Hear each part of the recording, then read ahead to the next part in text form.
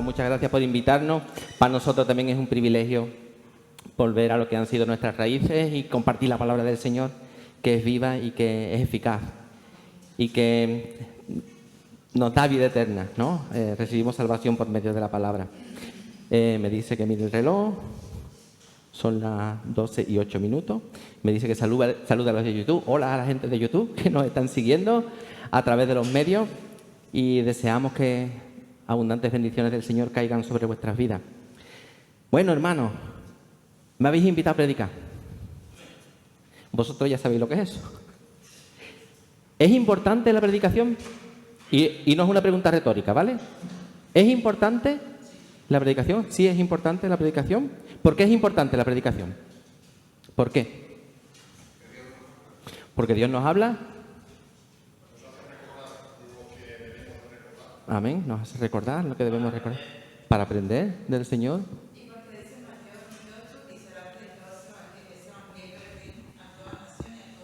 Ahí está, ahí. Es un mandamiento. Predicar es un mandato para todo creyente, ¿correcto? Sí. Yo me refiero a la predicación en la iglesia, ¿no? Está bien, todos los creyentes debemos ser predicadores del Evangelio, ¿no? A todas las naciones, a todo el mundo, es un mandato, como tú bien dices, ¿no? Pero para nosotros, personalmente, los creyentes, reunirnos el domingo como tenemos costumbre porque es el día del Señor, nos reunimos el domingo porque es el día que el Señor resucitó de entre los muertos, ¿vale? Si miráis en el Antiguo Testamento hay mucha énfasis en el sábado, que era el día sagrado porque el Señor reposó de todas sus obras el sábado y el pueblo de Israel tenía que reposar el sábado. Nosotros reposamos el domingo porque una cosa muy gorda pasó un domingo. Una cosa muy gorda pasó un domingo. El Señor resucitó de entre los muertos, ¿no? Y eso demostraba que Él es quien Él dice que es y que Él hace lo que Él dice que puede hacer, ¿no? Es cuando Dios lo declara Hijo de Dios con poder, ¿no? No es que Él en ese momento se convierta en Hijo de Dios, Él es el eterno Hijo de Dios, pero en su resurrección Él es declarado con poder Hijo de Dios. Y por eso nosotros nos reunimos el domingo. Y nos reunimos para alabar al Señor, como bien hemos hecho para estar juntos en comunión, tener comunión unos con otros y tener comunión con Dios. Y también para escuchar su palabra, ¿no? Nosotros que venimos de la Reforma Protestante, pues damos mucho énfasis a la importancia, ¿no? de leer, meditar, estudiar y predicar su palabra. Y damos importancia a la predicación. Por razones bíblicas, ¿vale? Por razones bíblicas. Porque Pablo, escribiendo a los Corintios, en el capítulo 1, versículo 21, dice: pues ya que en la sabiduría de Dios el mundo no conoció a Dios mediante la sabiduría, agradó a Dios salvar a los creyentes por la locura de la predicación. Así que la predicación es importante bíblicamente porque por medio de ella los creyentes accedemos a la salvación. ¿Es nuestra salvación importante? Sí que es importante, lo más importante de nuestra vida, nuestra salvación. Pues tan importante como nuestra salvación es la predicación, tan importante como nuestra salvación es la predicación. ¿Y qué es lo importante de la predicación? ¿Qué es lo importante de la predicación? Lo importante de la predicación no es quién predica, no es los títulos que tenga, los seminarios que haya, a los que te hayas formado.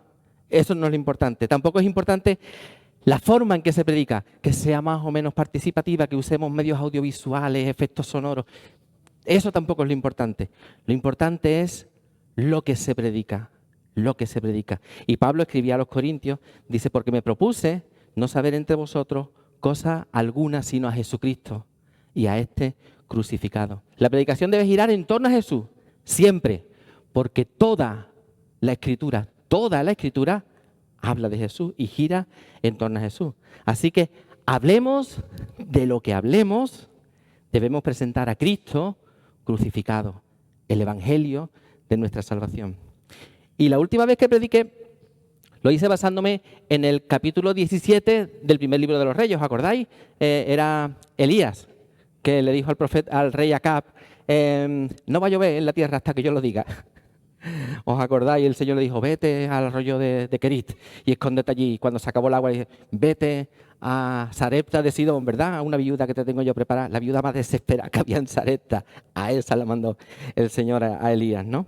Hablábamos de muchas cosas, ¿no? Hablamos de la provisión de Dios de la robustez de la fe que está arraigada en su palabra, ¿no? La fe viene por el oír la palabra de Dios, esa palabra que revela a Cristo, que es nuestro Salvador. Hablábamos de la resurrección, ¿verdad? ¿Os acordáis? ¿No? El hijo de la viuda se murió y Elías estaba desesperado y hizo una oración loca.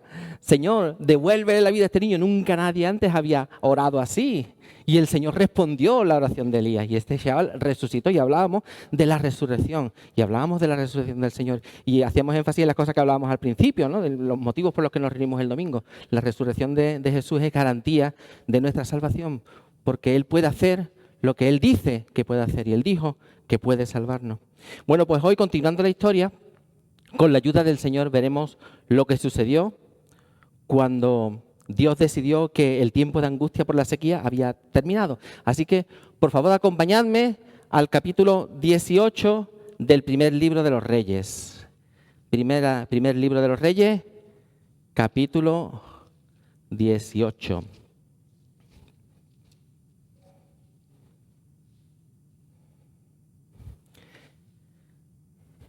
Primer libro de los Reyes, porque no es una carta, es un libro, primer libro de los Reyes, capítulo 18.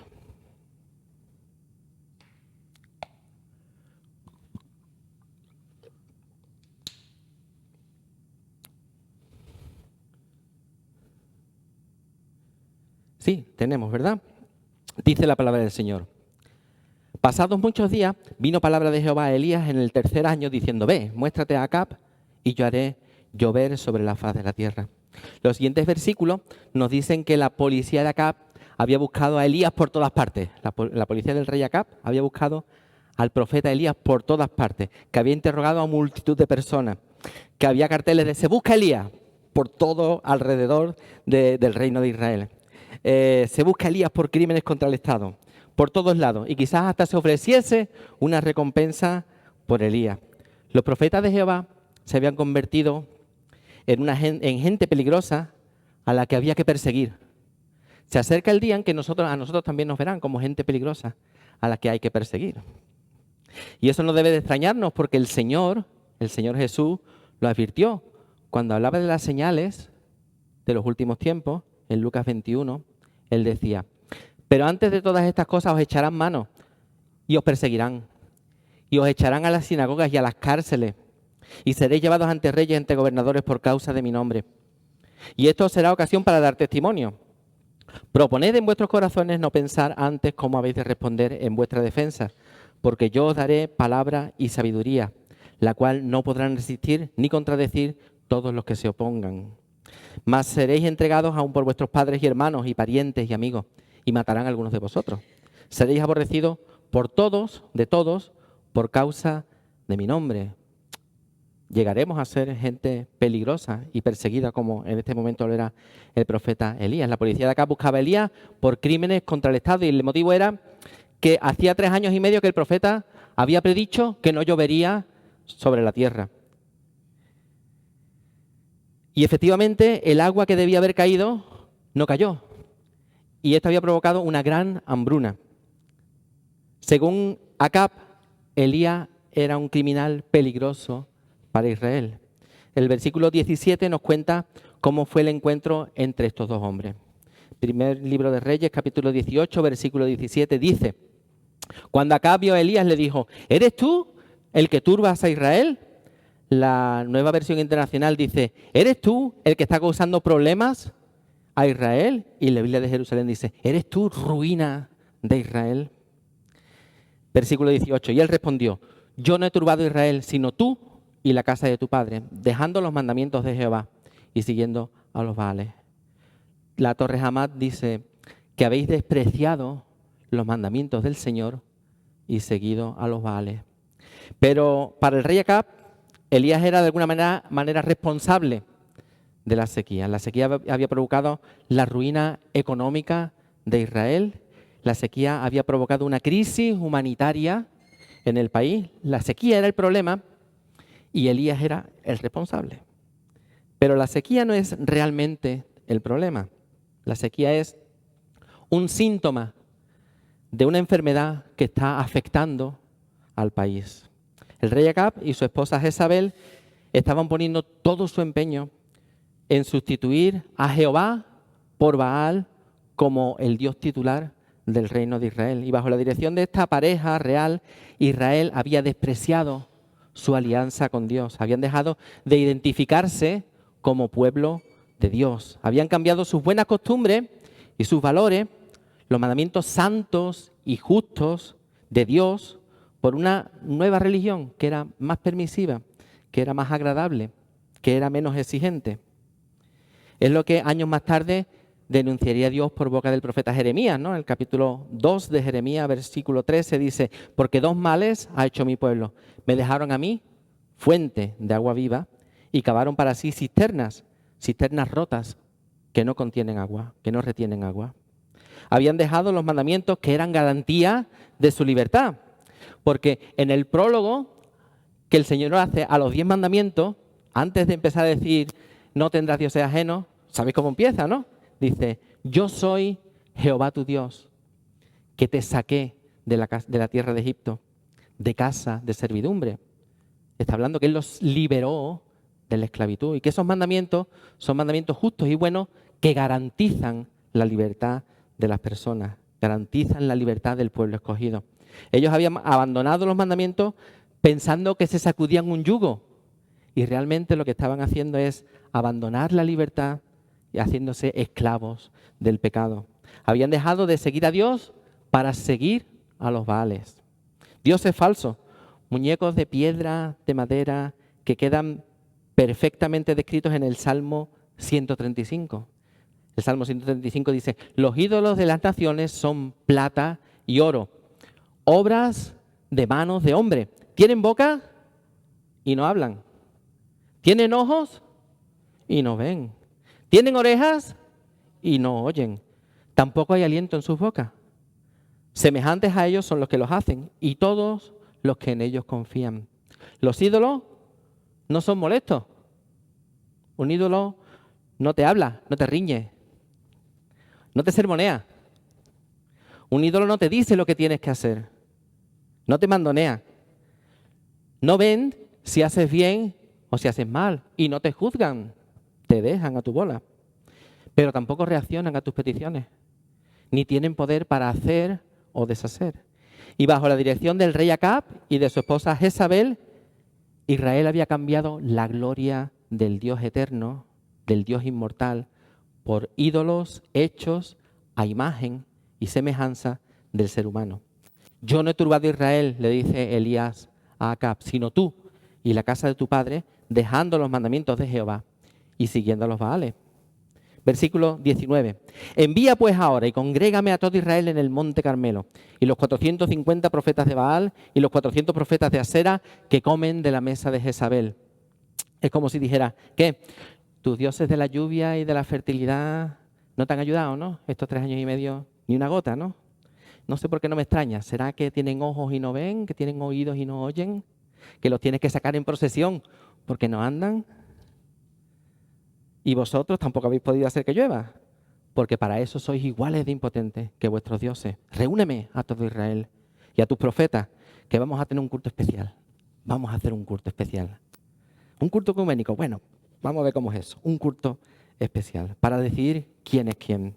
Los profetas de Asera, que Elías menciona en este versículo, después como que no aparecen, ¿no? A partir de ahora ya no se habla más de los profetas de Asera. Sería que tenían problemas de agenda o que olerían que algo no muy bueno para ellos iba a pasar. Y dijeron: no, estamos ocupados. Justo ese día tenemos una convención, no podemos asistir. Versículo 20. Entonces Acab convocó a todos los hijos de Israel y reunió a todos los profetas en el monte Carmelo, y acercándose Elías a todos lo dijo: ¿hasta cuándo claudicaréis vosotros entre dos pensamientos? El gran espectáculo se iba a celebrar a unos 70 metros de altura, ¿no? Yo no he estado en el Monte Carmelo, no sé si alguien ha estado en el Monte Carmelo, pero me dicen que es como una especie de anfiteatro, es como una ladera, ¿verdad? Que tiene forma así como de anfiteatro, donde caben miles de personas. Y hay muy buena acústica, ¿no? Un anfiteatro natural. Y me gusta mucho cuando la palabra dice que Elías se acercó a todo el pueblo, porque Elías es el representante de Dios en este asunto, ¿no? Y eso me habla de amor, me habla de compasión, me habla de cuidado. Elías se acercó a todo el pueblo. Y muestra también que es Dios quien toma la iniciativa, ¿vale? Es Dios el que da el primer paso. Es Dios el que se adelanta. Es Dios el que se acerca. Es como cuando Dios habla con Moisés, ¿no? Y le dice, dijo luego Jehová, bien he visto la aflicción de mi pueblo que está en Egipto, y he oído su clamor a causa de sus exactores, y he conocido sus angustias, y he descendido para librarlos de manos de los egipcios y sacarlos de aquella tierra a una tierra buena y ancha, a tierra que fluye leche y miel. Y es lo que dice el evangelista Juan, hablando de Jesús, capítulo 1. Y el Verbo se hizo carne y habitó entre nosotros. Dice, Él puso su tienda entre nosotros. Puso su tienda de campaña y acampó entre nosotros. Él es el pan que descendió del cielo. Él es aquel que se despojó a sí mismo de su gloria y se hizo hombre. Y no solo eso, sino que tomando la forma de un siervo, fue obediente hasta la muerte y muerte de cruz. Es Elías el que se acerca al pueblo, pero es Dios el que se acerca realmente. Él está cerca. Y acercándose Elías a todo el pueblo dijo, ¿hasta cuándo claudicaréis vosotros entre dos pensamientos? La Biblia de Serafín de Ausejo dice, ¿hasta cuándo vais a andar cojeando de un lado y de otro? Y la Biblia de las Américas dice, ¿hasta cuándo vacilaréis entre dos opiniones? Si Jehová es Dios, seguidle. Y si Baal, id en pos de él. Y el pueblo no respondió palabra. ¿Hasta cuándo claudicaréis? ¿No? Bueno, si tú coges el diccionario y buscas claudicar, dice rendirse. Pero es que nuestra Reina Valera es del siglo XVI y usa esta palabra en forma culta, ¿no?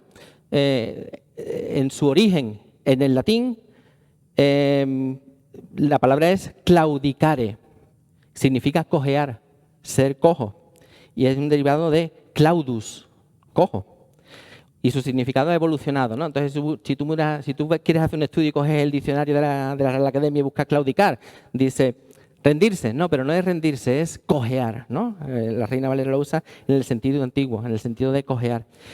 El propósito fundamental de este congreso no era que se supiese cuál de los dos dioses es el más grande o el más poderoso, sino cuál es el único y verdadero Dios para Israel. El pecado de Israel era combinar o mezclar la adoración a Jehová con la adoración a Baal. Eso es sincretismo. Vamos a hacer una mezclita. El pueblo vacilaba, es decir, cojeaba. No tenía firmeza. Mira, yo los martes, los jueves y los domingos, claro, soy del Señor, soy de Jehová. Pero los lunes, los miércoles y los viernes, pues soy de Baal. Y el sábado tengo vacaciones espirituales. Eso es para mí nada más. Eso yo me lo organizo. Me gusta venir a la iglesia, me gusta la gente de la iglesia, pero no me comprometo demasiado, ¿sabes? Quiero disfrutar de los beneficios de estar cerca de Dios, pero no me quiero cerrar a otras opciones. Querían servir a Jehová y a Baal al mismo tiempo. Y Elías le dice, chiquillo, eso no es posible, eso no funciona, eso no es así, no puedes servir a Baal y a Dios, no puedes. No puedes seguir a Cristo y seguir a los dioses de este mundo a la vez. No puedes. No puedes. Dios no quiere ni puede compartirte. Dios te quiere íntegro, entero, entera, todo. Él no quiere una parte de ti, Él lo quiere todo. Dios es, en ese sentido, celoso. Claro, no quiere compartirnos. Porque la alternativa a ser de Dios es ser del diablo. Es así. Aquí no hay media tinta. O eres de Dios o eres del diablo.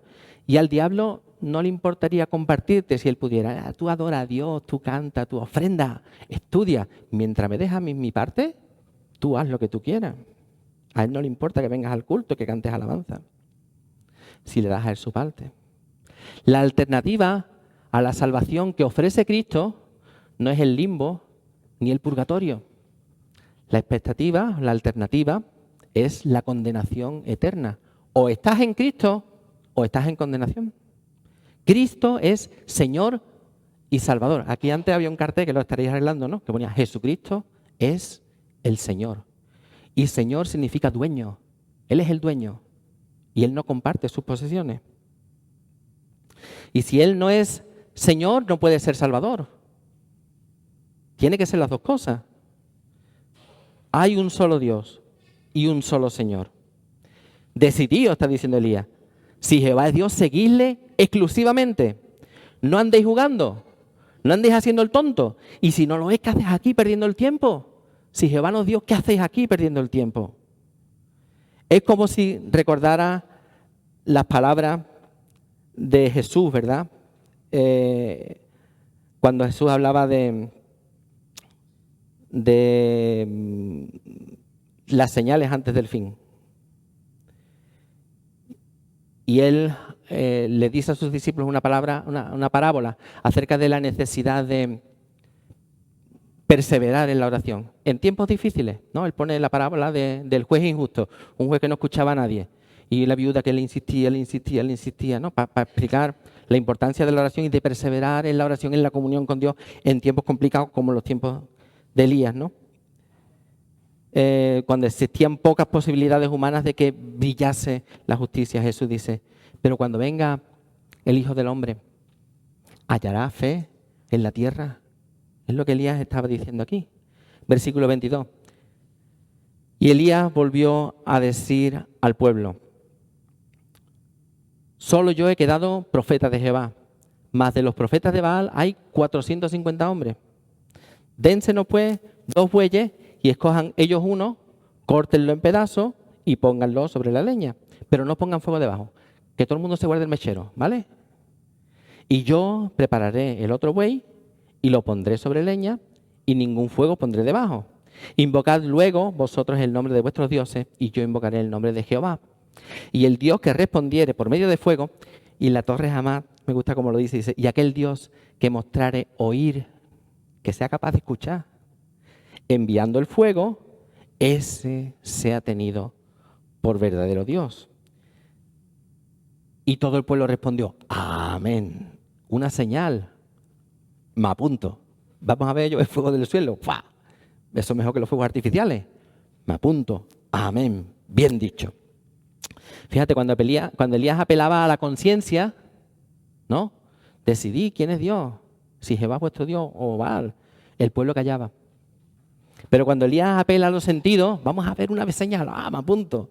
Entonces al pueblo le parece bien. Y es curioso cómo en la historia de Israel Dios se muestra de forma milagrosa muchísimas veces. Y nosotros pensamos que eso sería motivo suficiente para creer. Ha abierto el mar delante de vosotros. Abrió el río Jordán delante de vosotros. Mandó 10 plagas para liberaros de Egipto. No, no le falta a la viuda harina ni aceite durante todo el tiempo de la sequía. Eso es suficiente para creer, ¿no? Sería suficiente, ¿no? Ver con tus propios ojos a Dios actuando. Pero vez tras vez el pueblo se olvidaba de esos actos de salvación. Se olvidaba. He visto señales, maravillas, prodigios, y se me olvida. Y volvía a dar la espalda a Dios. Porque más que un problema de memoria, que también puede ser un problema de memoria, es un problema de corazón, es un problema de voluntad. Y este combate que Elías propone es un combate totalmente desigual, pero absolutamente desigual. Hay un desequilibrio que es insalvable. Elías está solo frente a 450 profetas de Baal y él está solo. No tiene el apoyo del pueblo. El pueblo está allí a ver qué pasa. No tiene el apoyo de la realeza. La realeza está más bien a favor de los profetas de Baal. La situación de partida favorece a los profetas de Baal porque ellos juegan en su campo y hacen el primer saque. Ellos, como Elías, tienen un buey. Ellos, como Elías, levantarán un altar y ellos, como Elías, invocarán al Dios en el que depositan su fe y ellos lo van a hacer primero. Eso es casi como un combate amañado, de verdad, es casi un combate amañado. Los profetas de Baal no tienen ninguna posibilidad y Elías lo sabe. Elías lo sabe, porque Dios y Elías son una mayoría aplastante. No importa si hay 445.000 o 4 millones y medio. Elías, Dios y Elías son una mayoría aplastante. Porque es imposible que Baal responda con fuego. Es imposible. Ya que Baal es un Dios hecho a imagen del hombre. Y luego cuando Elías habla, les demuestra a ellos que Baal es un Dios hecho a imagen del hombre. Elías sabe que Dios es capaz de hacer lo que dice que va a hacer. ¿Sabes por qué? Porque Elías conocía las Escrituras. Porque esto ya había pasado. Esto no es la primera vez que iba a llover fuego del cielo. Esto ya había pasado. Y Elías, el cuco, lo sabía. Elías lo sabía. Levítico 9:22. Dice la palabra del Señor. Después alzó a Aarón sus manos hacia el pueblo, lo bendijo, después de hacer la expiación, el holocausto, el sacrificio de paz descendió. Y entraron Moisés y Aarón en el tabernáculo de reunión, y salieron y bendijeron al pueblo, y la gloria de Jehová se apareció a todo el pueblo. Y fíjate lo que dice el versículo 24. Y fuego salió de delante de Jehová y consumió el holocausto. Elías había leído el Levítico y dice, mira, esto ya lo ha hecho el Señor. Consumió el holocausto. Primera de Crónicas 21:25, que es verdad que este relato se escribió después de Elías. Seguramente fue Esdras quien escribió el libro de Crónicas, pero está contando un episodio que es anterior a Elías, ¿no? Con el rey David.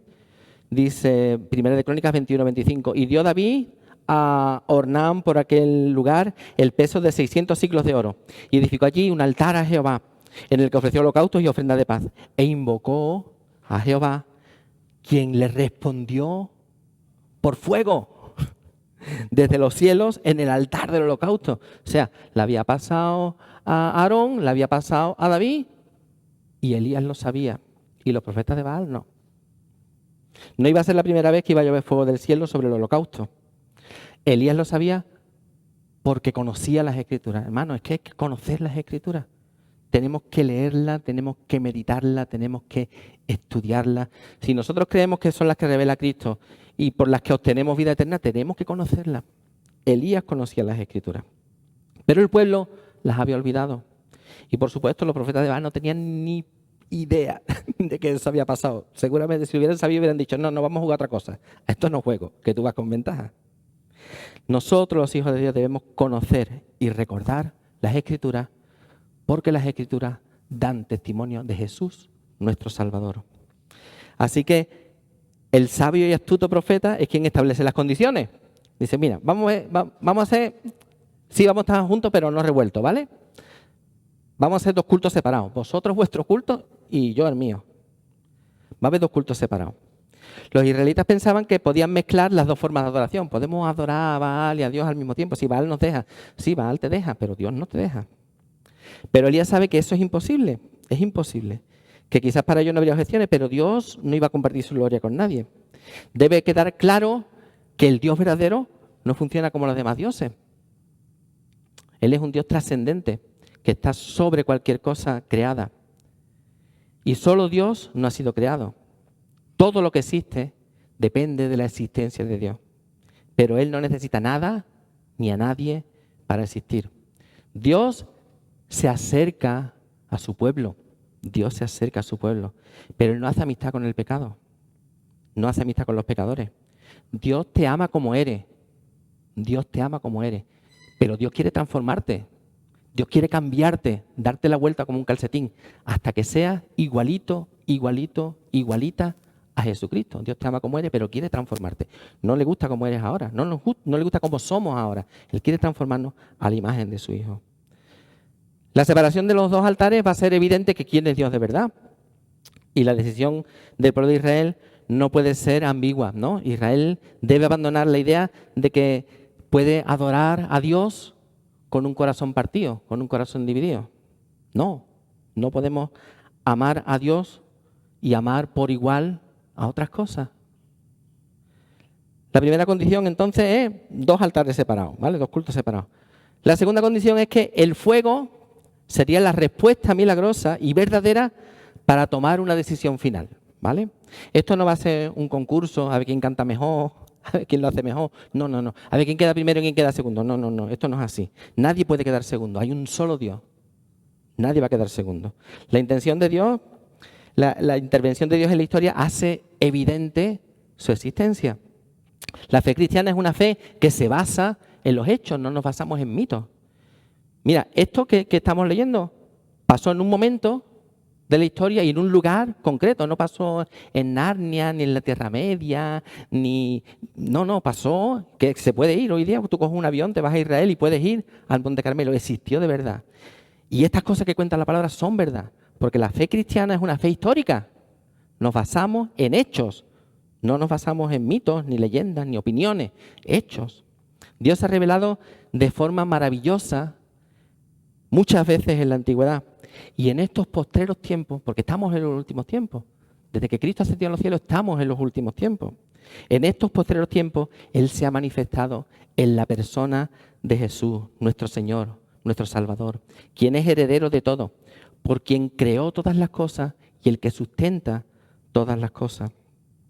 Lo que Dios dice a través del fuego que va a mandar sobre el holocausto de Elías, ya te he hecho un spoiler. Lo que Dios dice a través del fuego es lo mismo que dice a través de Jesucristo. Es el mismo mensaje. Solo hay un Dios. Solo hay un Señor. Y fuera de Él no hay salvación. Porque no hay otro nombre dado a los hombres en el que podamos ser salvos, sino en el nombre de Jesús. No hay otro nombre. Solo mediante el arrepentimiento y la fe en Jesús alcanzaremos la salvación. Solo un Dios verdadero puede proporcionar una salvación verdadera. Y Dios quiere revelarse. En nuestro caso, Él se revela en la persona de Jesús. En el caso de Elías, Él va a revelarse por medio del fuego. Versículo 25. Empieza la cosa, ¿no? Entonces Elías dijo a los profetas de Baal: escogeos un buey, preparadlo vosotros primero, pues que sois los más, ¿no? Tenéis esa ventaja, sois los más. Vosotros primero.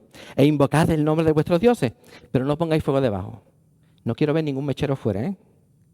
No pongáis fuego debajo. Y ellos tomaron el buey que les fue dado y lo prepararon e invocaron el nombre de Baal desde la mañana hasta el mediodía, diciendo: Baal, respóndenos. Pero no había voz, ni quien respondiese. Entre tanto, ellos andaban saltando cerca del altar que habían hecho.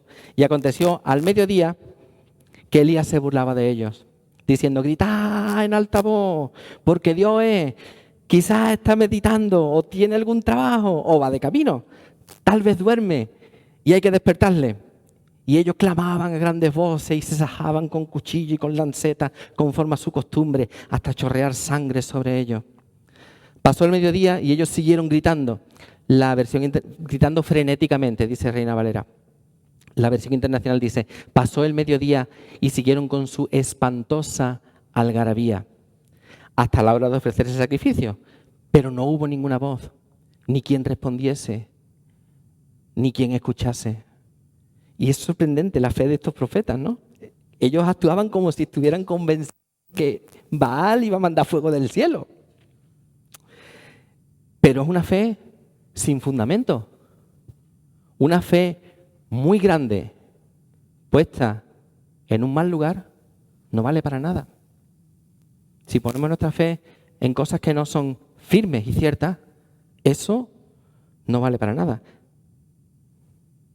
Debemos depositar nuestra fe en la palabra de Dios. De hecho, la fe viene por el oír, y por el oír la palabra de Dios. Si depositamos nuestra confianza en otra cosa que no sea la palabra de Dios, estamos flaqueando. Y eso se puede romper. No es una fe puesta en un buen lugar. La palabra de Dios es firme. Y solo en ella tenemos que poner nuestra fe. El proceder de los profetas de Baal ilustra perfectamente cómo funciona la religión, los sistemas religiosos de este mundo, ¿no? Es un Dios que está hecho a la medida del hombre. Elías remarca esta característica, ¿no? Y además lo hace de una forma sarcástica. Dice: grita, porque igual Elías está sordo, ¿no? Como es una persona mayor, tiene muchos años, está sordo, ¿no? Es Dios y hay que gritarle para que se entere. No escucha bien, Elías no escucha bien, tiene problemas de audición. Tiene que ir, ¿cómo se llama el del oído? O el otorrino, tiene que ir al otorrino porque no... Pero gritaba a ver si en una de estas el Dios se entera, ¿no? Es un hombre mayor que tiene sus limitaciones. Dice, igual está meditando, está pensando la forma de encender fuego. Vosotros le estáis pidiendo, Baal, manda fuego del cielo. Y Baal está diciendo, ¿y cómo yo hago eso? ¿Eso cómo se hace? ¿Dónde encuentro yo instrucciones? Y a lo mejor está buscando en el Google cómo enviar fuego del cielo, ¿no? Está meditando. Igual está meditando y no encuentra la solución. No encuentra la forma de hacer lo que le estáis pidiendo. Dice, a lo mejor tiene algún trabajo, ¿no? Dice, la Biblia textual dice, a lo mejor ha ido a hacer sus necesidades. Y la Nueva Traducción Viviente lo dice así también, a lo mejor ha ido a hacer sus necesidades. La versión internacional dice, está ocupado. Así, ¿no? Dice, seguro que viene de camino, pero hombre, él viene a su paso. Va arrastrando los pies. Pero decirle que se aligere, ¿no? Que no podemos estar aquí todo el día. No, que se aligere. Y a lo mejor tuvo un día duro y se le han pegado las sábanas, está durmiendo. El pobre está cansado. Un Dios con características muy humanas. Esos son los dioses que presentan los sistemas religiosos. Porque está hecho a la imagen y semejanza de su creador. Está hecho a la imagen y semejanza del ser humano. Cuán diferente es el Dios que se ha revelado en las Escrituras. Que no necesita oír las palabras. Él no necesita escuchar lo que vamos a decir. El Salmo 139 dice, tú penetras desde lejos mis pensamientos. Y antes de que esté la palabra en mi boca, tú ya la sabes toda. Dios no necesita escucharnos para respondernos, porque Él ya lo sabe lo que estamos pensando antes de que digamos la palabra. Dios no necesita meditar lo que Él va a hacer, no necesita pensar, ¿y ahora qué hago? ¿No? ¿Ahora qué pieza muevo? No. Los planes de Dios son eternos, están hechos desde antes de la fundación del mundo. Dios sabe perfectamente lo que va a pasar y lo que Él va a hacer. No necesita a nada ni a nadie. No necesita reaccionar. Él ya ha pensado, lo tiene pensado desde antes de que crease, de que empezase a creer. Él ya ha pensado lo que va a hacer. Dios no necesita desplazarse de un lugar a otro, porque Dios es omnipresente y está en todas partes. Y Dios no se cansa. Dios no va arrastrando los pies porque Él no se cansa. Isaías, capítulo 40, versículo 28 dice, ¿no has sabido? ¿No has oído que el Dios eterno es Jehová, el cual creó los confines de la tierra? No desfallece, ni se fatiga con cansancio, y su entendimiento no hay quien lo alcance. La religión construye dioses que parecen hombres. La religión además se fundamenta en los esfuerzos del hombre por ganar y merecer el favor de Dios. Los profetas de Baal empiezan su culto, algunos dicen que a las 6 de la mañana, ¿no? Los más madrugadores, y otros dicen que a las 9 de la mañana, ¿vale? Y siguieron así hasta la hora del sacrificio de la tarde, que son las 3 de la tarde. O sea, ellos estuvieran, si fueron madrugadores, 6 horas. No, si fueron madrugadores, 9 horas. 9 horas. Y si no, 6 horas, por lo menos 6 horas. Estuvieron gritando, saltando y cortándose. Y gritando a sus dioses. Mínimo 6 horas y a lo mejor hasta 9 horas. Algunos piensan de que algunos nos quejamos de que nuestros cultos son largos, ¿no? Pues esta gente estuvieron por lo menos 6 horas. Eso supone un desgaste físico. Pero es que además, para llamar la atención de Baal y ganar su favor, él se cortaba en la piel para que corriera la sangre. Con razón, la versión internacional llama a este culto una espantosa algarabía. Posiblemente algo que se tenía que hacer para que el Dios se viese comprometido a conceder lo que le estaban pidiendo. Es una forma de torcerle el brazo a Baal para que hiciera lo que sus profetas querían. De eso se trata también la religión, de obtener de Dios lo que nosotros queremos, de salirnos con la nuestra. La vida de fe es justo lo contrario, es justo lo contrario. Nosotros nos humillamos bajo la poderosa mano de Dios y sometemos nuestra voluntad a la voluntad de Dios. La religión se trata del ser humano. La fe se trata de Dios. Pero ninguno de los esfuerzos de Baal tuvo éxito. No hubo ninguna voz, ni quien respondiese, ni quien escuchase. De la misma manera que Baal no podía enviar la lluvia, pues tampoco podía enviar fuego del cielo. Versículo 30. Entonces dijo Elías a todo el pueblo, acercaos a mí. Yo me acerco a vosotros, ahora vosotros acercaos a mí. Y todo el pueblo se le acercó. Y él arregló el altar de Baal, de Jehová, que estaba arruinado, y tomando Elías 12 piedras, conforme al número de las tribus de los hijos de Jacob, al cual había sido dada palabra de Jehová diciendo, Israel será tu nombre, edificó con las piedras un altar en el nombre de Jehová. Y después hizo una zanja alrededor del altar en que cupiesen 2 medidas de grano.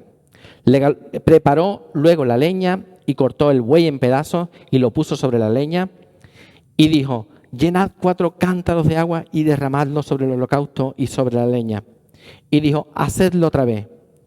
Y otra vez lo hicieron. Dijo aún, hacedlo la tercera vez. Y lo hicieron la tercera vez. De manera que el agua corría alrededor del altar y también se había llenado la zanja de agua.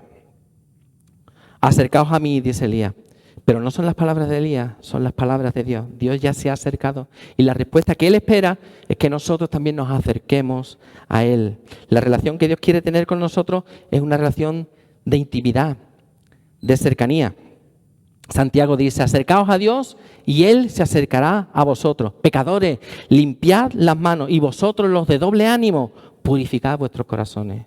El acercamiento a Dios supone integridad en nuestro testimonio y pureza de corazón, dejando de vacilar entre 2 opiniones. Elías arregló el altar de Jehová que estaba arruinado, él lo restauró. Volvió a poner en funcionamiento el lugar donde Dios y los hombres se encuentran. El lugar donde el hombre se pone de acuerdo con Dios. Y para eso escoge 12 piedras, dice, conforme al número de los hijos del patriarca Jacob, que es el origen de la nación. Está diciendo, vuestra identidad está ligada a Dios, vosotros existís por Dios, Dios nos necesita, pero vosotros sí necesitáis a Dios para seguir existiendo como nación, la raíz de su identidad. Y les recuerda que a ese pueblo Dios se les reveló, se les manifestó. Dice, a él fue dada palabra de Jehová y Dios le dio una identidad, un nombre, una identidad nueva. Israel será tu nombre. Además, Elías complica la situación, ¿no? Aunque los profetas de Baal ya habían demostrado que era humanamente imposible de ninguna de las maneras que lloviese fuego del cielo, él dice, esto es muy fácil. Él cavó una zanja alrededor del altar. Dice, una zanja en la que cabían 2 medidas de grano, que son como 15 litros. Bueno, y 15 litros de agua no parece mucha agua, pero aquí no está hablando de 15 litros de agua, está hablando de 15 litros de grano. O sea, cavó una zanja en la que se podían plantar 15 litros de grano. Eso es una zanja grande. Es una zanja grande alrededor del altar. Elías prepara la leña, dispone la víctima y ya estaba, ¿no? Pero Elías se queda mirando y dice, esto sigue siendo muy fácil, Señor. Dice, traerme 4 cántaros de agua. 4 cántaros de agua grandes. Y la gente dice, bueno, vamos a ver.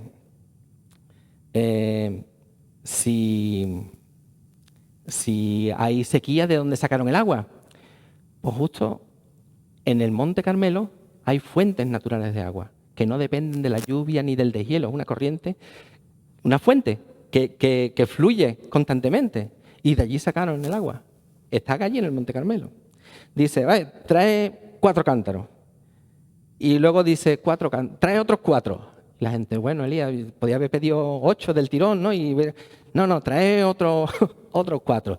Y cuando traen otros 4, Elías se queda mirando y la gente que estaba subiendo los cántaros dice, verá tú. Y dice Elías, trae otros 4 cántaros. A ver, ayudadme, que yo soy de letra. 3 veces 4, ¿cuánto es? 12. ¡Qué casualidad! Igual que el número de las tribus de Israel. Porque esto va de identidad. Está diciendo, vosotros para existir necesitáis a Dios. Dios no necesita a vosotros de ninguna manera, pero vosotros para existir necesitáis a Dios. Elías está remarcando que la identidad de Israel, su existencia, está ligada a la relación que tiene con Dios. Y eso es lo que lo hace especial a Israel. Porque si tú lo miras, no son un pueblo para nada especial, ¿eh? No son para nada especial. Lo único que los hace especial es su relación con Dios. La relación que nosotros tenemos con Cristo es lo que debe definir nuestra identidad. Nosotros no somos españoles o del país que seamos, o andaluces o catalanes, o no somos béticos, nosotros somos cristianos, le pertenecemos a Él. Somos, antes que nada, cristianos.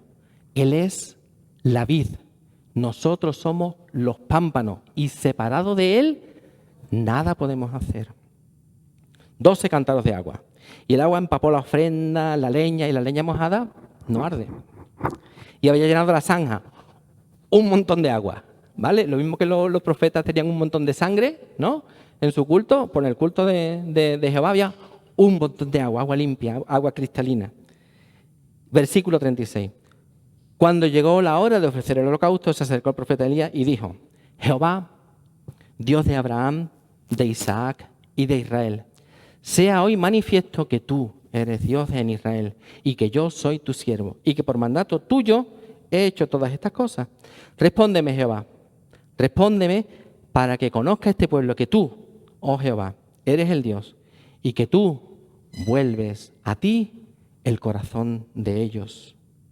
Dios es el Dios de Israel, Dios es el Dios de la nación, es el que le dio existencia. Baal es un Dios extraño, un Dios extranjero, un Dios extraño, un Dios del que habla el primer mandamiento, ¿verdad? No tendréis dioses ajenos delante de mí, porque yo soy Jehová tu Dios, fuerte, celoso. Dios no quiere compartir con nadie a su pueblo, Dios lo quiere íntegro, enterito para él. Y en su oración Elías dice quién es Dios. Él es el Dios de Israel. Dice quién es él, quién es Elías. Él es su siervo obediente, que ha hecho todo eso por mandato del Señor. Dios reveló a Elías lo que debía de hacer. Eso no fue una improvisación ni fue cosecha de Elías. Elías estaba siguiendo las instrucciones del Señor. Elías está realizando el plan de Dios. Elías está en línea con la voluntad de Dios. Es un instrumento en sus manos. Y Elías intercede por el pueblo. Elías conoce a su pueblo, conoce su superficialidad, conoce la dureza de su corazón y le pide a Dios que vuelva a él sus corazones, que conozca que solo Jehová es Dios y que haya un cambio de corazón, que su voluntad se someta a la voluntad de Dios. Yo ya lo dije en otra ocasión, Dios no necesita nuestras oraciones para hacer cosas. La oración no le da a Dios energía, paz. No, Él no necesita que le pidamos que haga cosas para hacer cosas. Pero también es verdad que Dios ha elegido hacer cosas en respuesta a la oración. Y Dios escogió derramar fuego del cielo en respuesta a la oración de Elías. Versículo 38. Entonces cayó fuego de Jehová y consumió el holocausto, la leña, las piedras, el polvo, aún lamió el agua que estaba en la zanja. Viéndolo todo el pueblo, se postraron y dijeron: Jehová es el Dios. Jehová es el Dios, el único Dios. Esta señal, que es una muestra del poder de Dios, también es una muestra de misericordia. Porque para satisfacer la justicia y la santidad de Dios, el fuego tendría que haber caído sobre todo el pueblo que había sido infiel, sobre todo los pecadores. Romanos 1:18 dice: porque la ira de Dios se revela desde el cielo contra toda impiedad e injusticia de los hombres que detienen con injusticia la verdad. El fuego de Dios debía haber caído sobre los pecadores, pero en lugar de eso cayó sobre una víctima inocente que se encontraba en el altar. De la misma manera, Dios proveyó de una víctima inocente que cargó con nuestros pecados, que cargó con nuestra culpa y recibió el castigo que nosotros merecíamos por nuestros pecados, nuestro Señor Jesucristo. A Él no lo mataron, Él se ofreció como sustituto nuestro en la cruz. Él murió en nuestro lugar para que Dios pueda vernos como justos, como santos. Cristo desarrolló durante su estancia en la tierra una justicia perfecta. Él no cometió ningún pecado en su vida. Él cumplió todos los mandamientos en lo que los mandamientos dicen y en lo que los mandamientos quieren decir. Lo cumplió de una forma perfecta, en su forma y en su fondo. Jesús no tenía ningún pecado por el que morir. Él era una víctima perfecta, sin defecto. Por eso Él pudo cargar con todos nuestros pecados. Porque si Él hubiese tenido una sola falta, debería haber muerto por ella y no podría morir por las nuestras. Por eso Jesús pudo ofrecerse en la cruz, en tu lugar, en mi lugar, y recibir el castigo que nosotros merecíamos por nuestros pecados. Cuando acudimos a Jesús en arrepentimiento y fe, se produce un intercambio. Cristo asume nuestros pecados y nos transmite su justicia perfecta. Y de esa forma, Dios ve a Cristo como responsable de todos nuestros pecados, de todos tus pecados y de todos los míos. Cristo se hace responsable. Y entonces Dios derrama su ira sobre Cristo. Y nos va a nosotros revestidos de la justicia de Cristo y nos considera como dignos de la vida eterna. Es la única manera de escapar del fuego de Dios, de su santa ira que se acerca. La ira de Dios cayó sobre Jesús y el fuego de Dios cayó sobre la víctima que había preparado Elías. Y el pueblo que se quedó mudo cuando Elías apeló a su conciencia, cuando vio la señal, él clama: Jehová es el Dios, Jehová es el Dios. Las señales son para que la gente crea, es verdad. El objetivo es despertar la fe. Pero hay que afirmar el corazón con algo firme que las señales. Buena cosa es afirmar el corazón con la gracia, dice el escritor a los hebreos. Debemos desarrollar una relación profunda y significativa con Dios. La historia del reino de Israel no termina bien. Israel fracasó en su misión porque su corazón nunca fue íntegro con Dios. Y aunque hubo momentos de avivamiento como este, vez tras vez ellos volvían a abandonar su relación con Dios para enredarse en la adoración a dioses ajenos. Hay que afirmar bien el corazón en una relación profunda, cercana y significativa con Dios. Debemos purificar nuestros corazones de doble ánimo. Debemos dejar de cojear entre dos opiniones, porque no podemos servir a dos señores. Hay que escoger a quién servimos. ¿Sabes quién dijo no puedes servir a dos señores? ¿Sabes quién lo dijo? No puedes servir a dos señores al mismo tiempo, porque amarás a uno y despreciarás al otro. ¿Sabes quién lo dijo? Jesús lo dijo. Jesús lo dijo. Versículo 40. Y este versículo es problemático. Para mí, por lo menos, problemático. Versículo 40. Dice, entonces Elías les dijo, prended a los profetas de Baal para que no escape ni uno. Y ellos los prendieron. Y los llevó Elías al arroyo de Sison y allí le felicitó, le dio la corona de consolación, la medalla de plata, ¿no? No. Y allí los degolló. Pues no es el final que nosotros elegiríamos para nuestra historia, ¿verdad?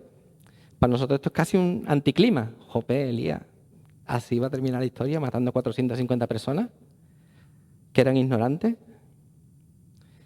Si nos parecía espantosa la imagen de los profetas de Baal llenos de sangre, pues esto que hace Elías, ¿no?